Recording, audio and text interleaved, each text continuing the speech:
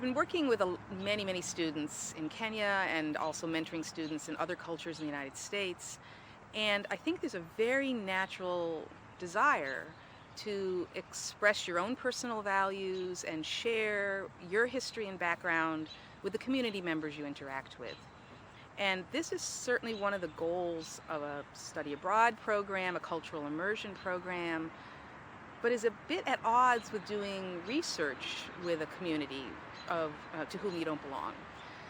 When you start introducing your own ideas and values, you can change the interaction in a way that is inappropriate for research subjects, students, community members you're working with.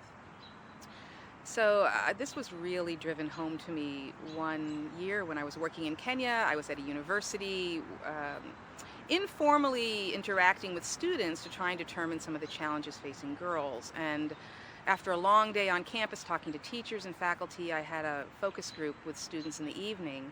It's 11 o'clock, midnight, and they're telling me very openly some horrific stories about the sexual abuse on campus. And I was listening, a few quiet questions, taking notes. And after a while, my back was sore, it'd been a long day, and I sort of hopped off my chair and sat on the floor cross-legged and looked up at them, eager to continue the conversation. And they looked at me and said, "Why are you on the floor? Is the chair uncomfortable?" And I said, "Well, no, it's a long day, my back's sore, I like sitting cross-legged." "Oh, just go on." And someone started to tell me another story, and then one of the girls interrupted and said, "Would you rather sit on the couch? Can we get you a pillow? Would you be more comfortable?" And I said, "No, I'm fine. Let's keep talking." And the story started to dry up until one of the girls finally said, "You're an elder. Elders don't sit on the floor when younger people sit." And in Kenya, where many houses don't have chairs, I was rejecting this valuable commodity that only, it would be an honor to be offered. And it became clear to me that if I wanted to continue to get this information, I had to pop off that floor and get in a chair, which I did, and they started talking again, and the conversation opened up. And my little slip into thinking about what I wanted to do and not considering their values closed down my ability to get information. And I really learned, and now I try and express to my students, the idea that study abroad is a very different, or studying with another community here is a very different experience than research. You have to create the space, you have to be self-effacing and try and be as innocuous as you can so that you can get the information you're there to collect.